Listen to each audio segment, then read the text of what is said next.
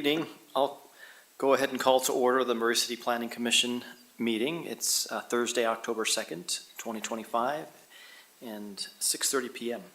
Present this evening are Commissioners Ned Hacker, Jake Pearson, Katie Rogers, Peter Kling, myself, Michael Richards. Excused is Pete Hristo and Aaron Hildreth. From staff, we have Zachary Smallwood, David Rogers, Ruth Ruach, and Mark Richardson. A reminder, if you have a cell phone, please silence it. This meeting is being recorded for public record. So we appreciate you being here tonight. We're grateful that you can come and participate. Just a couple of etiquette items to review. When the time comes to make a comment on an agenda item, we ask that you come to the microphone or you speak at the microphone for the recording. And we also ask that you state your name and your address for the minutes. Limit your time to 3 minutes. Once the item you're here for is over, you're welcome to leave. We just ask that you do so quietly. If you're viewing this meeting online on the live stream, the only way to make a public comment is to email planningcommission@murray.utah.gov. Unfortunately, if you post a comment on Facebook or YouTube, it will not be seen. All right, so let's jump into it. Agenda item number 1, approval of minutes for the Planning Commission meeting held on Thursday, August 21st, 2025, and September 4th, 2025. Have all the commissioners had an opportunity to review both sets of minutes? Yes. Are there any changes that need to be made? No. Okay, I'll ask for a motion. Chair, I make a motion that we approve the minutes from August 21st and September 4th. Do I have a second? I'll second. Okay, thank you. We have a motion from Commissioner Kling and a second from Commissioner Rogers. All in favor say aye. Aye. Any opposed? Minutes have been approved. Agenda item number 2, are there any conflicts of interest for any of the agenda items tonight? No. Thank you. Agenda item number 3, approval of findings of fact. Has everyone had an opportunity to review the findings of fact? Yes. Any changes or corrections? No. Okay, I'll ask for a motion. Mr. Chairman, I'll make a motion that Planning Commission approve the findings of facts and conclusions for the Lofts on Vine design review, the Lofts on Vine condo subdivision, and Murray Block 1 subdivision amendment as presented. Thank you. Do we have a second? Commissioner, I'll second that. A, B, and C. Thank you. We have a motion from Commissioner Hacker and a second from Commissioner Kling that we approve the findings of fact for Lots on Vine design review, Lots on Vine condo subdivision, and Murray Block 1 subdivision amendment. All in favor say aye. Aye. Any opposed? Okay, findings of fact have been approved. Okay, our first main agenda item tonight, agenda item number 4, MS Auto Sales, and Ruth Ruach is presenting. Thank First of all, you, Commissioners. Yeah, sorry, Oh, is the applicant here? Oh, awesome, thank you. Thanks. A conditional use permit application was submitted by MS Auto Sales for the property at 4195 South, 500 West, unit number 26. The unit is located within an area named Garco between 500 West and I-15. The site is located in the MG Manufacturing General Zone. So here's the submitted site plan and floor plan. The commission has seen a couple applications for units in this area before, and the units are generally the same with about 850 square feet. And the floor plan here shows 3 parking stalls with 2 on the outside and 1 on the inside, and a small office area. Notices for this item were mailed, and staff hasn't received any comments. And so based on this information, staff finds that the proposed use for an auto sales business is allowed in the MG zone. And with conditions as outlined in the staff report, the proposed use and property will comply with the standards of the Murray City Land Use Ordinance. And the proposed use is not contrary to the goals and objectives of the Murray City General Plan in this area. And so staff recommends that the Planning Commission approve a conditional use permit to allow an auto sales business at the property address 4195 South, 500 West, number 26, subject to these conditions. And that's all I have for you. Happy to take any questions. Thank you. Looks like we don't have any questions, so thank you, Ruth. Would the applicant please come to the podium and please state your name and your address for the record?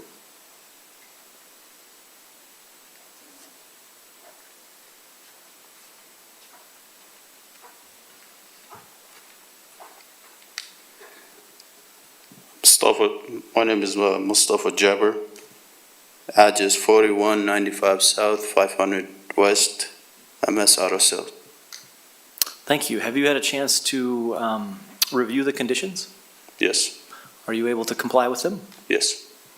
Thank you. Is there anything else you'd like to present to us? No. Okay, thank you. Thanks. I'll now open up the meeting to a public comment, if there's anybody that would like to come forth.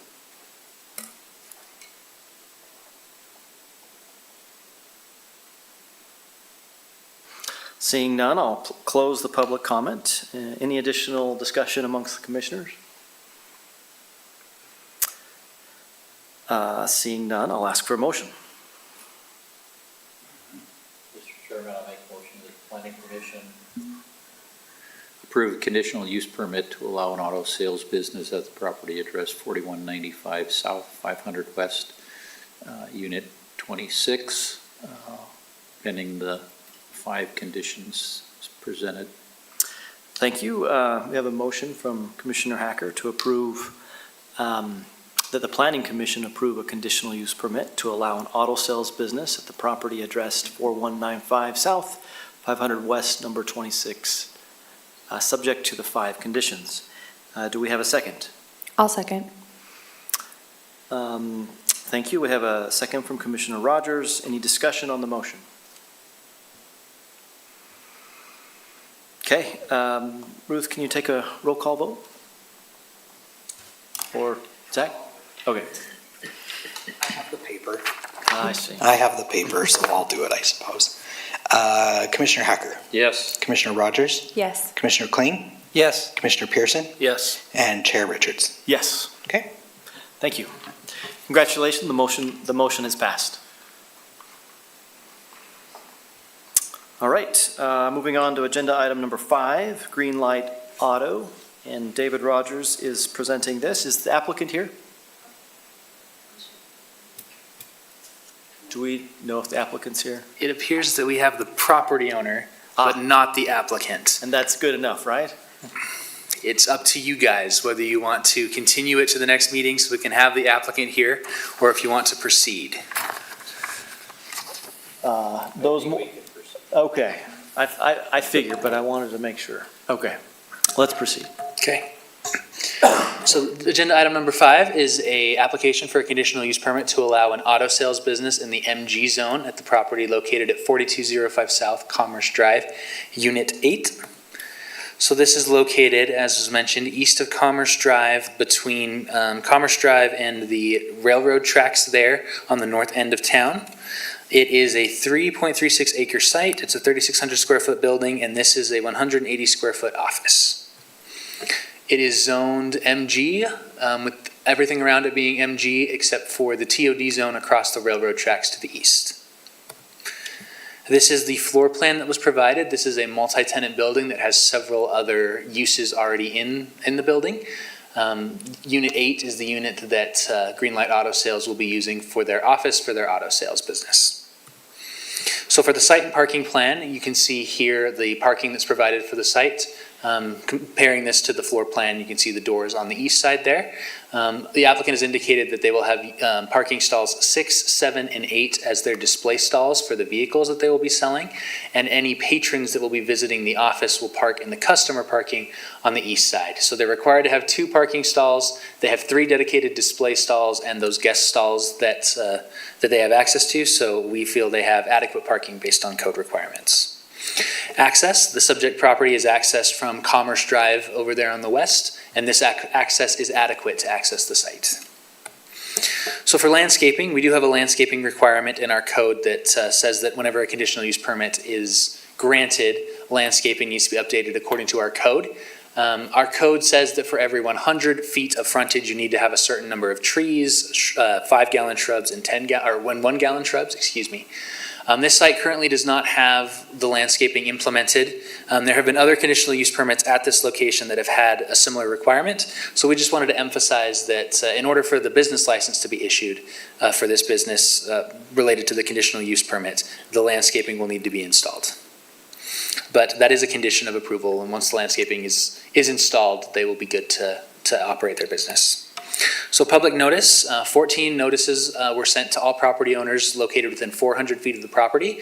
As of the date of this presentation, we have not received any public comments. Our findings, so the proposed use for an auto sales business is allowed in the MG zone, subject to conditional use permit approval. With the conditions outlined in the staff report, the proposed use and property will comply with the standards of the Murray City Land Use Ordinance, and the proposed use is not contrary to the goals and objectives of the Murray City General Plan in this area. So based on our analysis, staff recommends that the Planning Commission approve a conditional use permit to allow an auto sales business at the property addressed 4205 South Commerce Drive, Unit Number 8, subject to the following 6 conditions, and I'm happy to answer any questions. Questions? So, Dave, is number 6 supposed to be dealt with before we get to the business license? So before a business license is issued, there's a planning inspection that's done by our code enforcement department. And so they will go to ensure that the landscaping has been installed to code standards before they sign off for the business license to be issued.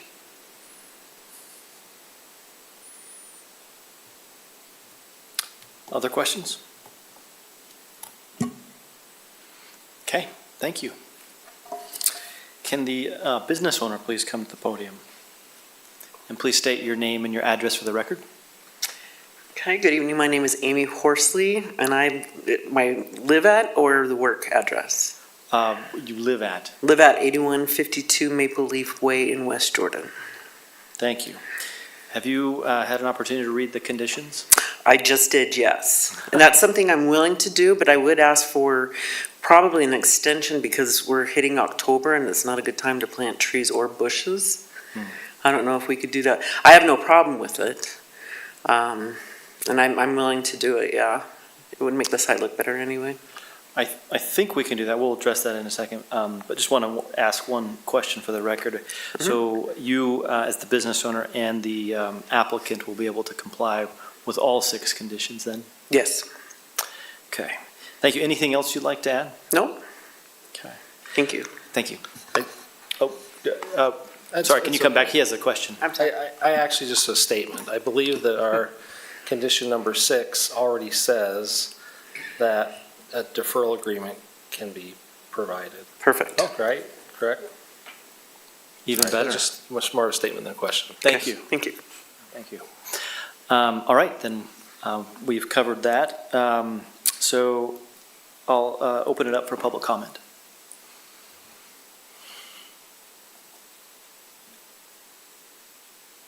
Seeing none, I'll close the public comment. Any other discussion? Okay, then we'll ask for a motion.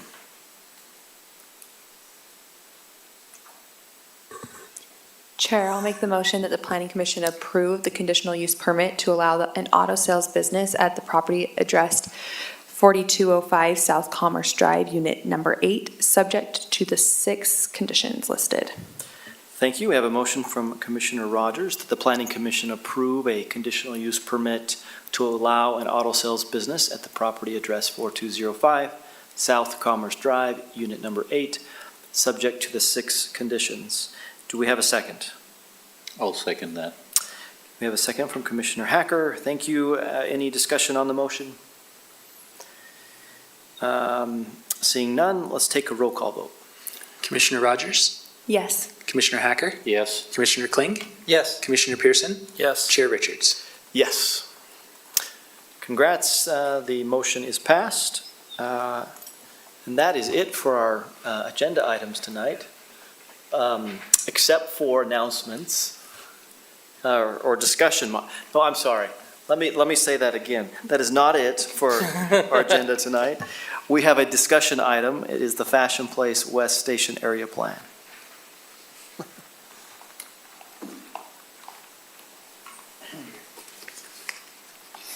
Perfect, yeah, I don't My goodness, this is very loud. I'm not used to that. So I'm just going to be presenting Mark Morris. Oh my gosh, there's too many Marks in my life.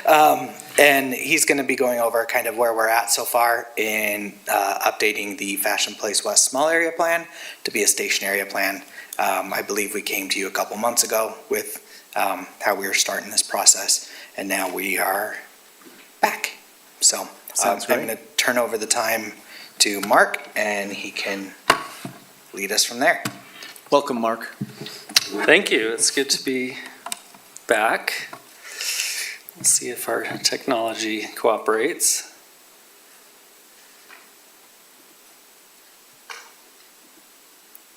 There it is. All right. Like Zach mentioned, we are here just to give a brief update about the update to the Fashion Place Small Area Plan, which was completed in 2021. We've been working over the last couple months, working on updating the plan to meet state regulatory requirements for station area plans. As you recall, a couple years ago, state legislature required specific station area plans for every city that has a fixed rail platform. I'm sure this isn't the only station area plan that you have talked about. The Fashion Place Small Area Plan, during that process, there was a vision that was established and discussed and processed by stakeholders, et cetera, to kind of determine what do the next 25 years look like in this area. That's kind of the time frame that we look at. So following goals were part of that study, the intent to strengthen the relationship between the track station and the Fashion Place Mall as a major job center or destination in the city, improve connectivity for the neighborhood generally, improve overall neighborhood quality, and promote transit use and active transportation. So those were general goals for the small area plan. There are additional vision elements here that are part of that small area plan, some of that including expansion of the mall area as an employment center beyond retail employment, and looking at more mixed-use development around the station area. The area itself, if you recall, the state legislation requires a half-mile radius around the station to be part of consideration. So the circle that you see, that kind of dashed line, that's our half-mile radius. We have modified that somewhat. As you can see, the areas in color are those that would be part of that station area plan. Those areas that are west of I-15 and kind of in places that are not well connected to the station area, we've removed from that radius. So the elevator pitch in the upper corner, I think if you have constituents asking about the plan, the short version of the plan is to focus context-appropriate development in key nodes and improve physical infrastructure to improve neighborhood quality.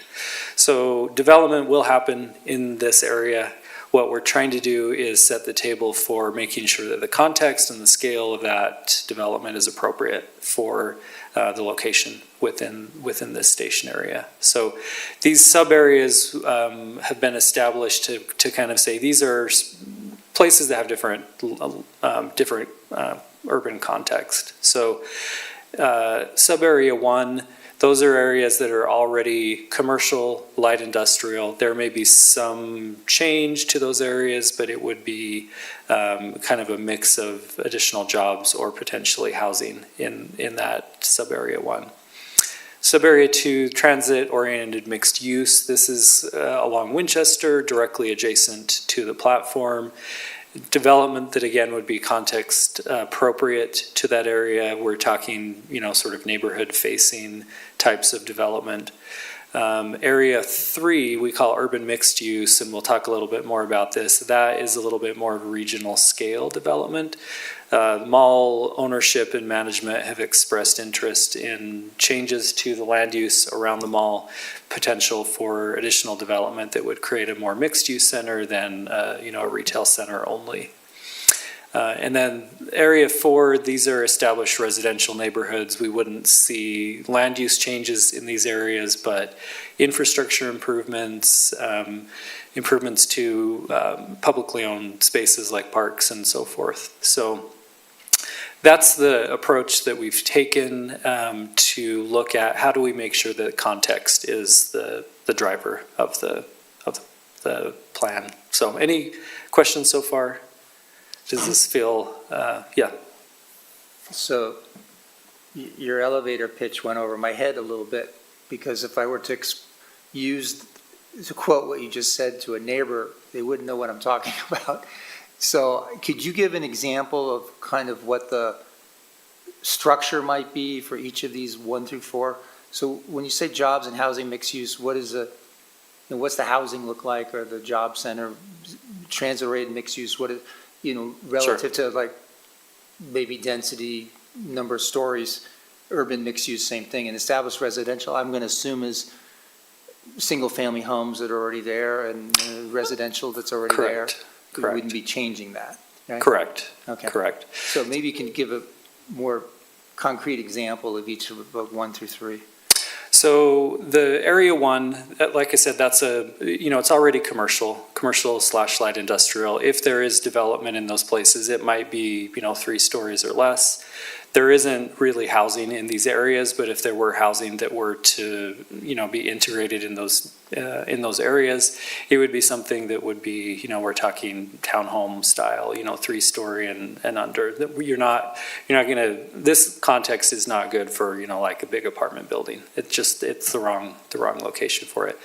Area 2, like I said, is kind of neighborhood-facing commercial, so probably something similar, 3 stories and under, things that would not necessarily be vertical mixed use, but horizontal mixed use. So not necessarily something that's going to have a lot of different uses in one building, but would be, you'd have housing next to commercial and so forth. Scale-wise, again, it's neighborhood scale, so it's something that's going to be 3 stories or under. I'd say the biggest opportunity here, and probably the biggest change, would be that sub-area 3, where the mall is kind of maxed out on their parking. You go to the mall on a Saturday, there is not a stall to be had.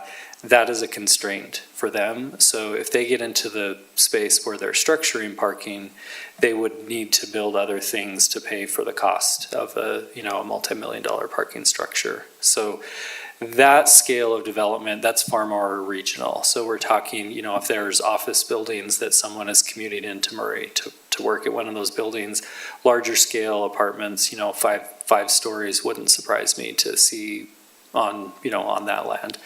Really creating more of a mixed use center, and we've looked at some example malls that have done similar things. There's one in Colorado that had a very similar setting and kind of wanted similar things to what Fashion Place is looking into. And it's something that incrementally, they're building on the parking lot to increase the uses and the revenue and so forth. The mixed use, does that include residential in it then too, or not necessarily? Yes, Okay. yes. And then would it affect across from the mall, State Street, where Sprouts and some of those are too? Is that part of the zone? Potentially, yeah. That's part of this zone? That's what we're looking at? Correct. Okay. Correct.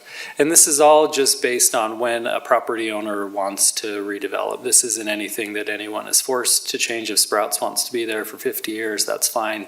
The mall ownership specifically was really interested in talking about what would the city's view be on something like that, where they would change uses, create something that's more I'd say more productive than surface parking. You can see the scale of the parking there. That's a huge amount of land that isn't, you're not getting tax revenue from the parking lot. Good, other questions? We've got lots more maps, so. Doesn't the mall own some parking to the north? They own quite a bit. This isn't a mall plan by any means. This is really saying, how do we improve the connection between the mall and the platform? So that's why we've included a portion of it. This isn't to say we're going to make a master plan for the mall just to be nice because someone's paying for, master planning.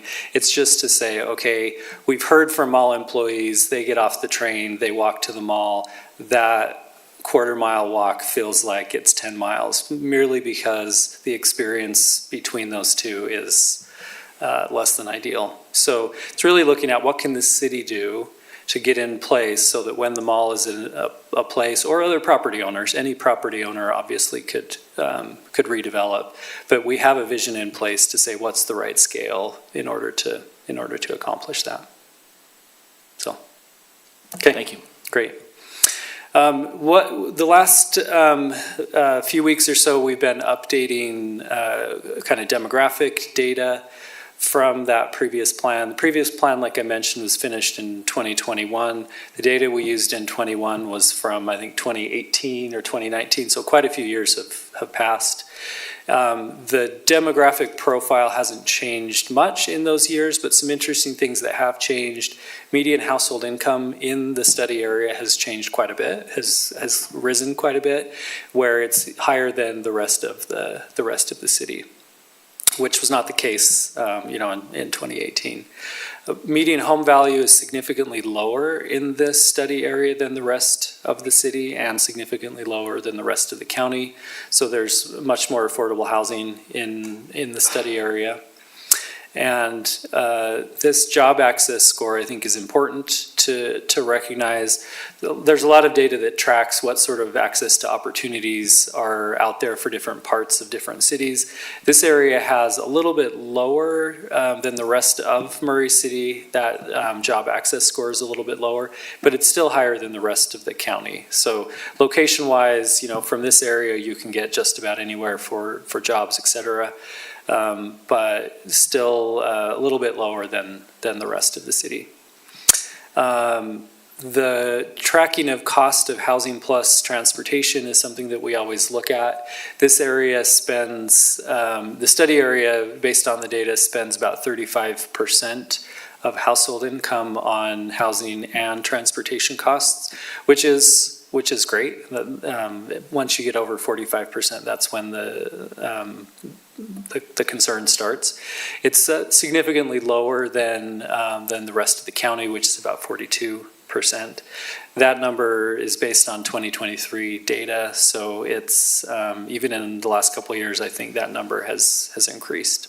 So again, these are data so that as a city, you can make decisions that can help with quality of life, livability of neighborhoods.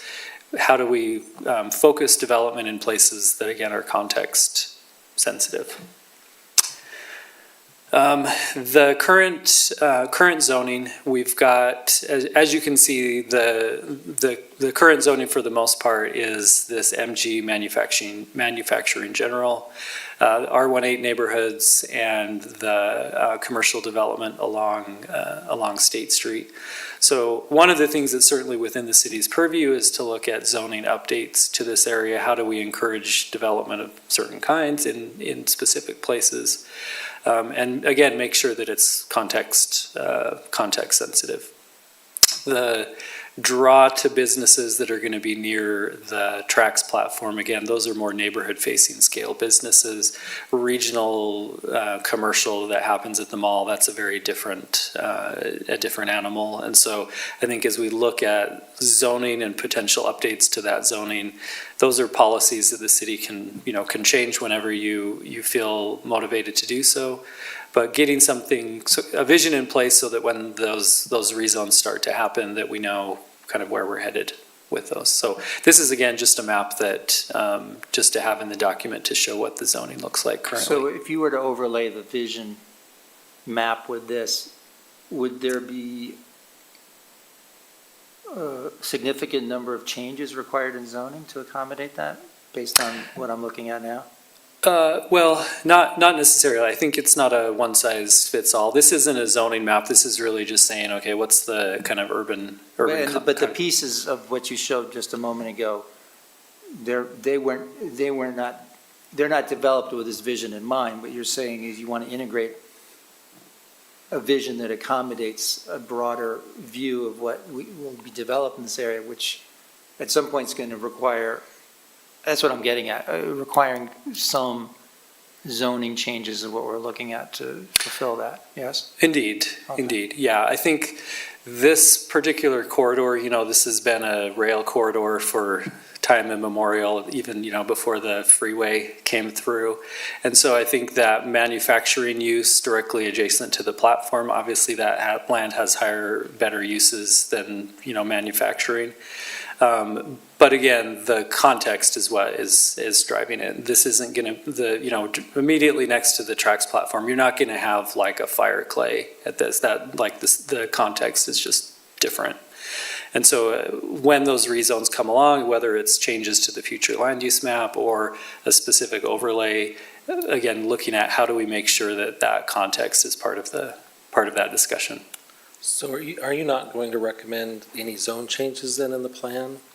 Or we're not going to put any recommendations for zone changes? We certainly could. We certainly could. Yeah, I think zoning is one of the things that, as a city, you're driving the bus. You can make zoning changes, if you feel like it's necessary. You don't have to go talk to UDOT or UTA or other partners in order to do that. I So guess what I'm asking is it part of what you're doing to give us some recommended zone changes? in a broad sense, we're not going to have a map that says, okay, here are all of the zone changes. But I think saying, okay, an effort to rezone certain areas would be well worth your time. Okay. So the map prior to this, that's going to be basically the recommendation is just these types of areas, or you'll go more into detail later on? Probably a little more detail. I think this map is an overly simplified approach. This is just saying, okay, here's context. When it comes to rezoning and overlays, there's all kinds of other considerations. Because I could be wrong, but I think most of those zones don't allow mixed use right now. Is that true? I think was it the RNB, the residential neighborhood business that was a little more mixed use? I think, David, you had said that you've kind of had more and more applicants who are rezoning to that RNB. It appears that MG would have to be changed to accommodate mixed use, the current MG. Okay. You mentioned the fire clay. So the city's now had 20 years of TOD experience. What have we learned from fire clay, good and bad and ugly, that we're applying to this thinking? I think that's a question for all of you. I'm not a fire clay expert, so. We weren't here 20 years ago. I was also not. I know that I was just getting out of grad school 20 years ago, so I know that fire clay was one of the very first TOD projects, and I know that there were some things that were part of that original agreement that have never been built. And so I think there are some lessons learned, like you say. I couldn't give you a dissertation on fire clay. I just used that as, I knew I would get your attention if I said fire clay. Zach can. Yeah, I'm not trying to put up a dummy for it, but I really seriously want to know, what have we learned as we think about this new vision, Sure, and so we've learned a lot, and we're still incorporating some of those changes. And so what I want to make sure that we're focused on this is that this is just visioning, right? And it's kind of, if you think about it like your general plan, this is going to be an amendment to the general plan, so as kind of an addendum to it.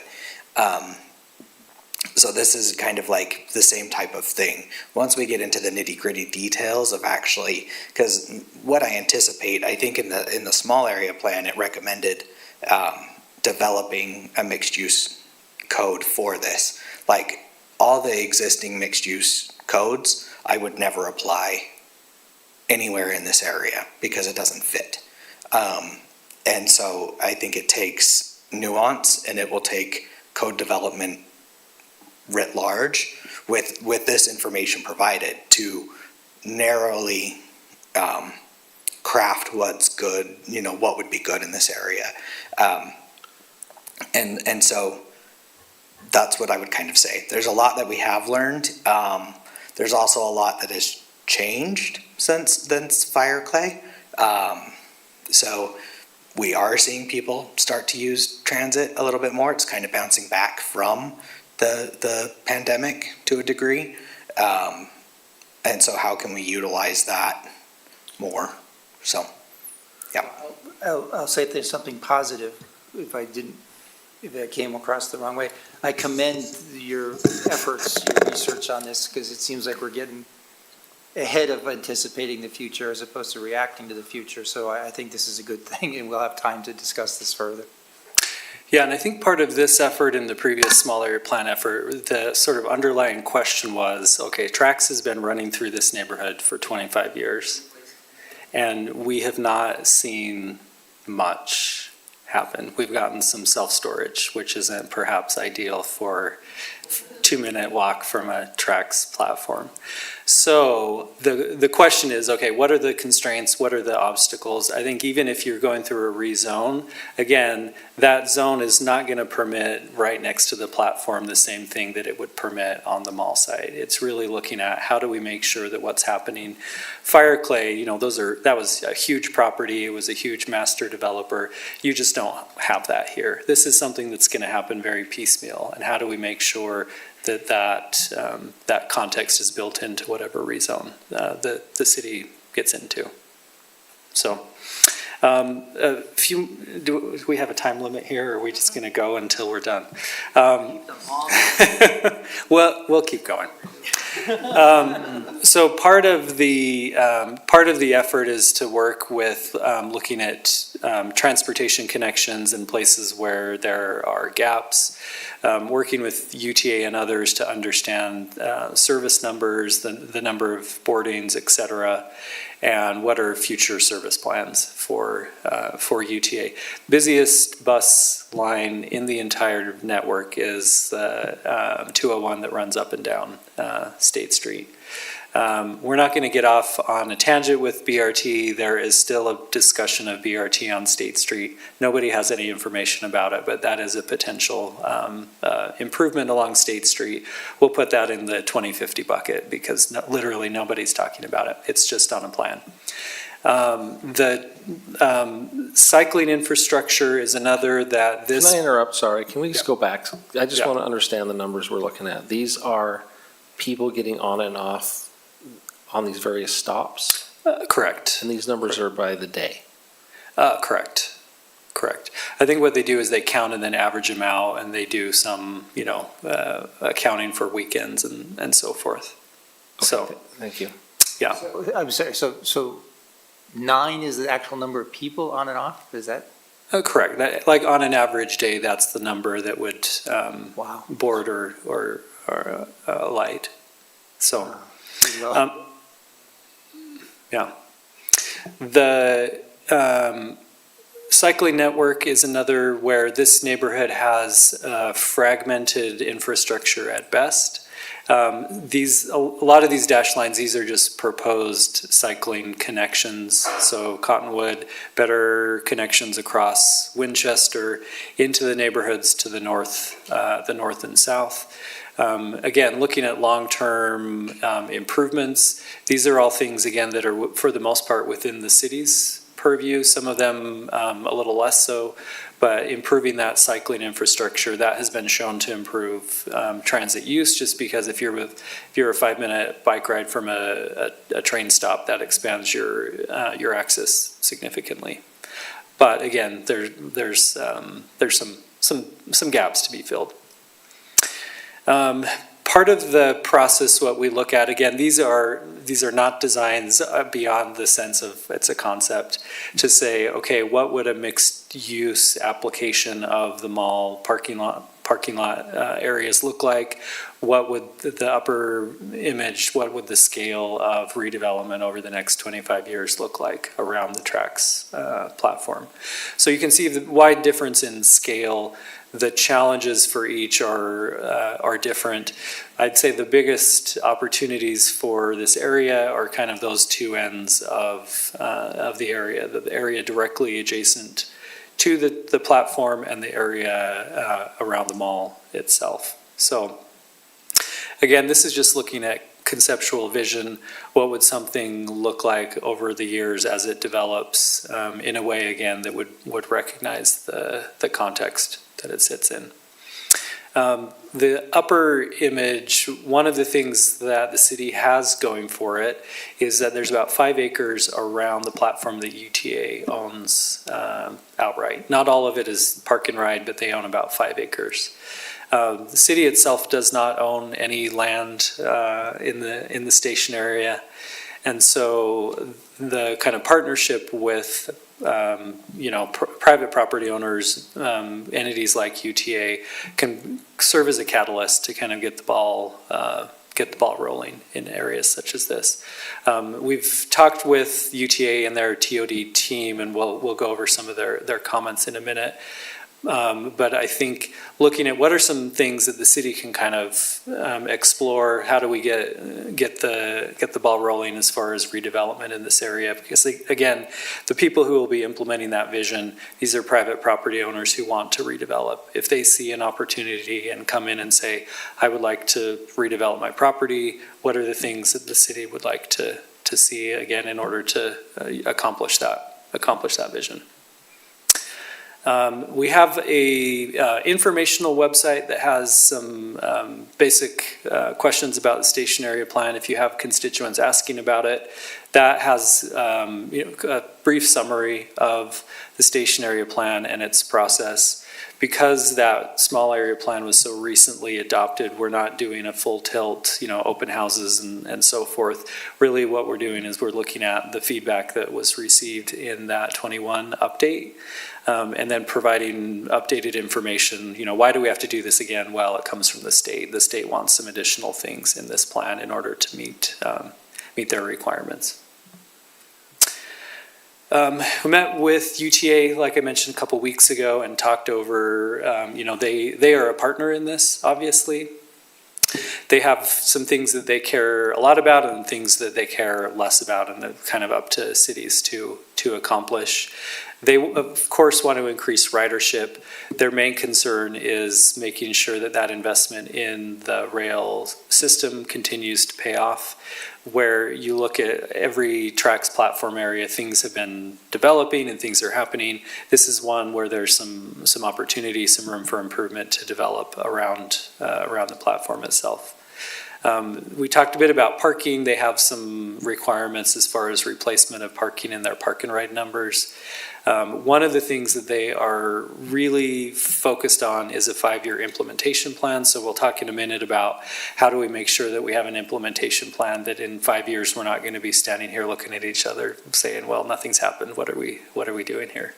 So the UTA's goals, again, are really focused on how do we maximize ridership and the land that's of the most value to making transportation and housing more affordable, which is at crisis levels. So UTA was involved with the crafting of that legislation, and so their message was basically, as long as we are meeting that legislation requirement from the state, we are meeting UTA's goals for a station area. They have a whole team that works on TOD type projects where they are a literal owner of 5 acres here. I think that's probably a good one right out of the gate to start some sort of encouraging of discussion of development, at least of some part of that 5 acres. So, and it's not a contiguous 5 acres, so there's some challenges there. UDOT as well is a stakeholder in this process.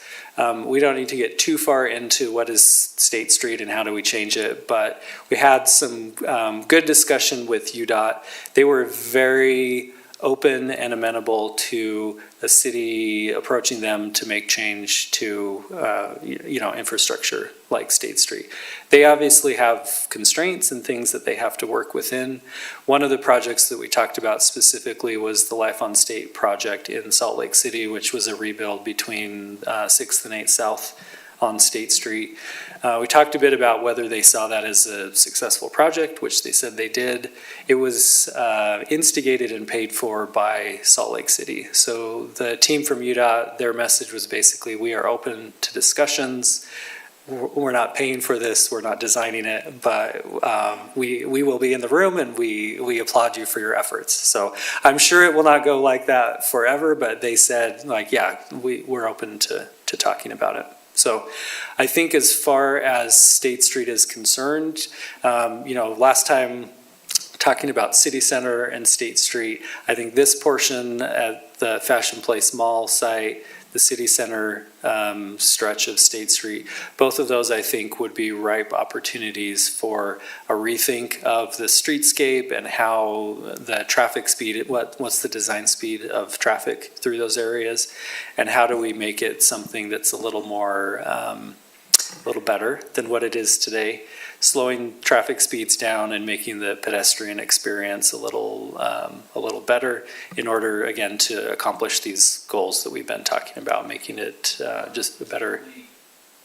Is the only UDOT facility in here State Street? Obviously 215. 215 and I-15 are the others, which we have some big ideas there too, but. So 6200 is Maurice City Street or County Road? I believe that's I a think it's city. City Street. City Street. So it's Yeah. Main Street, or it's State Street's the only UDOT facility, really. Yeah, and I think, thinking about this area, State Street is just a chasm between the two sides of the neighborhood. When we spoke with residents in the neighborhood directly west of the mall, I don't think one of them said that they walked to the mall from their neighborhood. Even though it's a very short distance, you can imagine being on foot, crossing State Street. First of all, there's basically two lights. There's 6200 and then there's Winchester. So there's not even a safe place for a human to cross. So there are some things there that, it might as well be 215 running between the mall and that neighborhood to the west. Pedestrian bridge. Well, I think there are a lot of things that can be done that can kind of sew the neighborhood together a little bit. And again, these are things that are incremental and take a lot of time, but UDOT was very open to discussions about that. We talked a little bit about back of curb improvements where, maybe we're not touching the right of way at all. We're really saying, okay, behind the curb, what's happening? What's the width of sidewalks? What does the streetscape look like? What sort of quality of urban design do we have? They again said we are very open to those changes. A lot of it would fall on coordination with private property owners because there isn't a lot of right of way left to do that.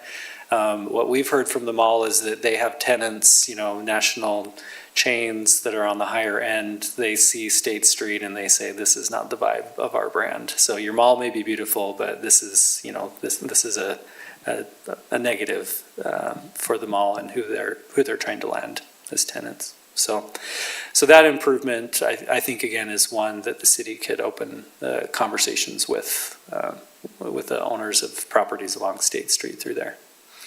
That throughput, you go try to get to the mall at Christmas and the throughput there of vehicles is astronomical. And so I think that there's going to be a lot of calculation there of how do you redesign a right-of-way to continue to allow for a lot of throughput, but maybe at a slower speed that makes it a little less hostile to pedestrians. Is there a general belief by UTA that track station's underutilized to mitigate, the car traffic? Oh, for sure. For sure. I think the daily ridership numbers tell us, that's not a lot for a platform. So there is a case study that we looked at as part of this process, the Central 9th neighborhood in Salt Lake City. Scale and kind of adjacency to a freeway are some things that this area has in common. When the TRAX line was built, they actually didn't have a station there. I think it was 10 years later that the UTA actually built the platform. And for 10 years, the train was just going through without stopping. As soon as they built that platform, the neighborhood changed. There was all kinds of interest of redevelopment. And I think if you had a time machine and you went back 10 years, you wouldn't recognize the neighborhood. But it was something very similar where every development, these are very small incremental types of development. There's nothing there that's like a monumental fire clay scale development. It's very neighborhood friendly. There's for sale housing, there's rental housing, there's restaurants. All kinds of things have happened in this neighborhood, which I think is a good parallel to look at. I think if we could aspire to something like that in the context of this area. Okay, the last thing we'll talk about, like I mentioned, the UTA and state legislation puts heavy emphasis on an implementation plan.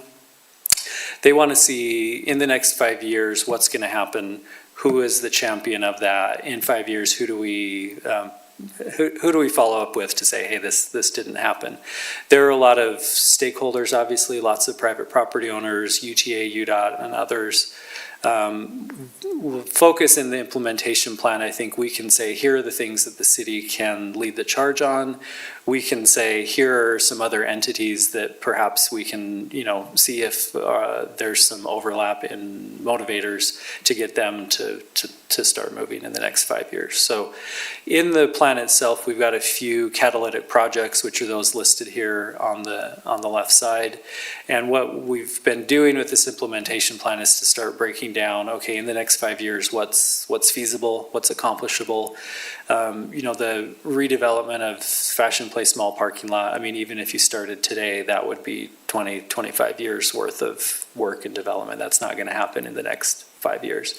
But you could start, again, rezones, open discussions with the mall as far as what sort of incentives would there be to start a process like that.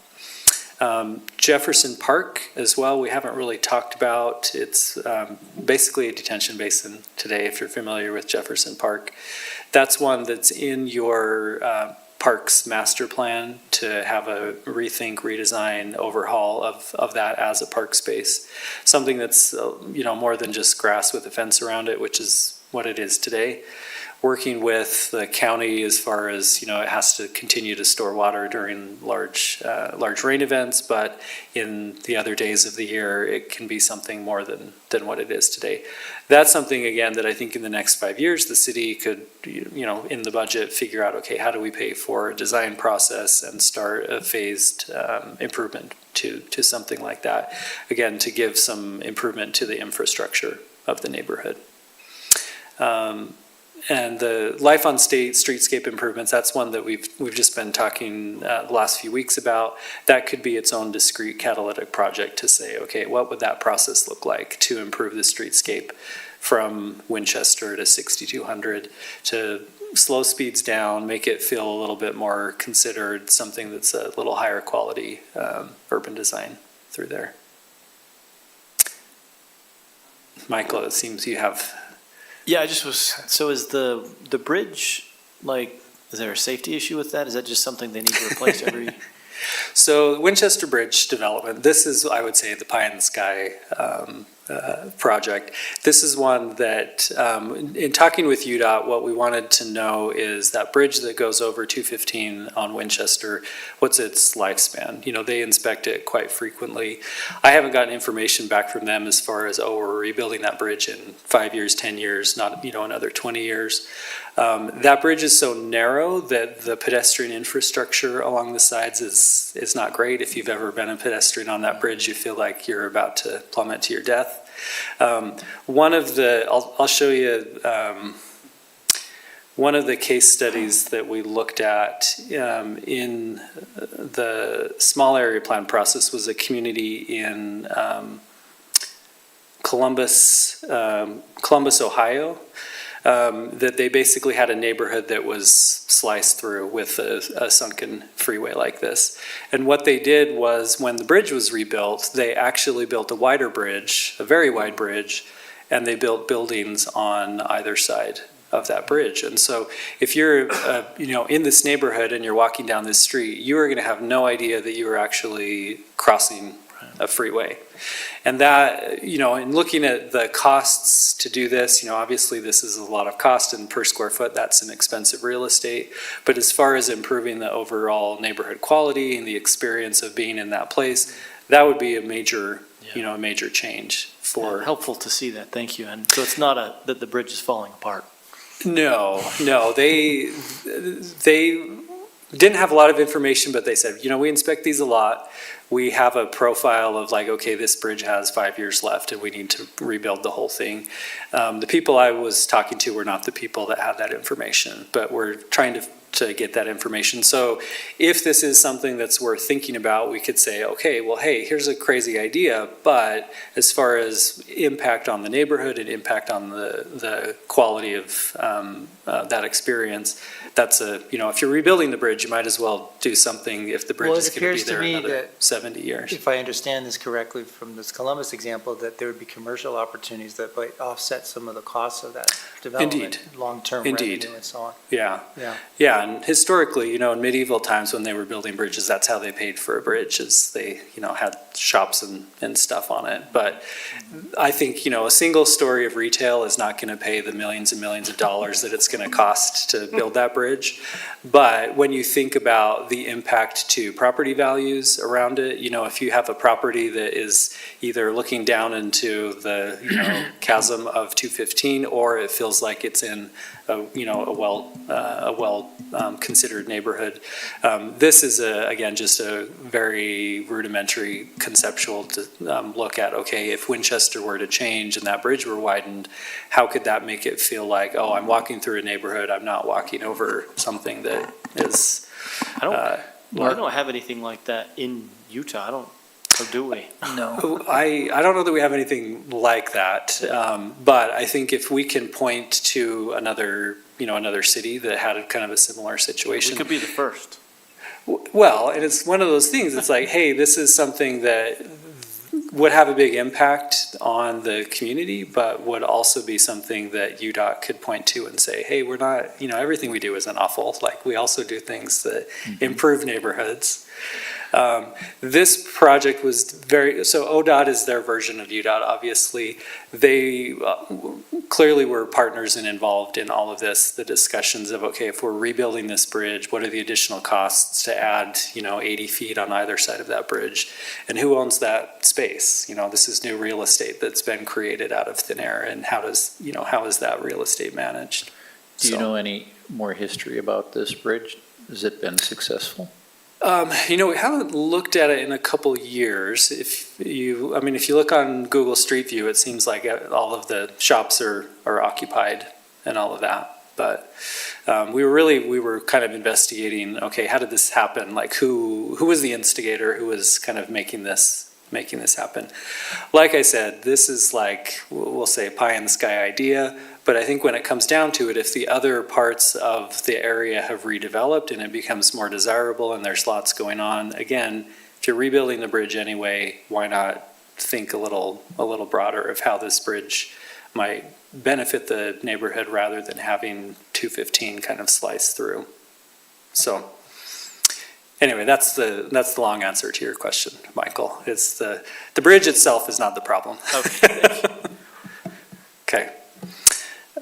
Good, and that is the end of our summary, kind of where we're at. Any additional thoughts or? Just a thoughts? related question. I Sure. was wondering, is there public research for UTA on the utility of the tracks that's available to understand, how much volume is going through, what the capacity is? Oh, sure. Yeah. Can you reference a site or give it to staff so we could have, because I've been interested in understanding that. They track their ridership pretty closely, and they publish that. I think it's annually, if not more. Yeah, but we can get you that information. I mean, their ridership certainly grows every year. I think COVID, it was certainly a huge dip in ridership, but now it's back up to pre-COVID numbers. Can we have access to this report? Is this something you could send us? Yeah. I'd love to look at it more closely. Sure. Yeah. Well, we'll have David send it out to you. It's very helpful. Thank you. Thank you. Appreciate it. Can you go back to I don't know how easy to do back, that slide right there that had the 5-year plan. Oh, yeah. I have a question, and this may be more for Zach, but we have city rezone in the short-term plan. So would the idea be that we finish this plan and we come up with maybe a new multi-use type zone, and then we actually rezone the whole area? That would be the plan. Okay. I think where the city has limited tools of kind of the things that you control completely, rezoning, well, land use is 100% within your purview, so I think that would be a great place to start. But I think you would need to engage with, all the property owners, mall, okay, we want to introduce mixed use in this area. How do we start making that happen? But I think we had talked about, is it an overlay, well, there's a lot of ways to rezone, but something that would be appropriate to this area. You can't just pick up a mixed-use zone from somewhere else in the city and put it here. You'd want to make sure it's tailored to the area. Thanks. And schedule, this got to be back to the state by end of the year? End of the year. Yeah. So we're making good progress. Just didn't want to come to you at the end of the year and have you say like, well, we don't know what you're talking about. And we have an update to the city council next week as well. So, The same content, correct, council? Okay. correct. Thank you again. Yeah, and is this shared with property owners? Did you say that earlier? This Report, like, the small area plan was adopted in 2021, so that went through a full public process. We had open houses. I'm just thinking like Fashion Place Mall owners. We have a like, meeting, There's a picture of what you could do, So we met with them a few times when we were putting the small area plan together, and they were very into it. They were very much like, yeah, we are looking at how do we better utilize our property. We have a meeting scheduled with them coming up to kind of check in. It's the same management that was there 5 years ago. So it's more just to kind of see like what's changed, what are your motivators, how serious are you about development or change to the site. So, Thank you. I can jump in real quick. yeah. Also, so largely the small area plan's already adopted and it's on our website, so you can find it. A lot of this isn't going to change significantly. So if you guys want to read it at any time, it's right in the planning and zoning page. I think you could even probably Google Fashion Place West area plan, and it should come up pretty quickly. Zach, will this be contributing to, is next year we're reviewing the general plan for updates for the city? TBD. Oh, okay. Depends on some things, but Okay, probably. But this would be an input into that. Well, so, yes and no. So we have to have these separated. By state law, we have to have each station area plan its own thing. It can't just be reincorporated into a new general plan. It will be a general plan, and then these would be like appendices after those. Yeah.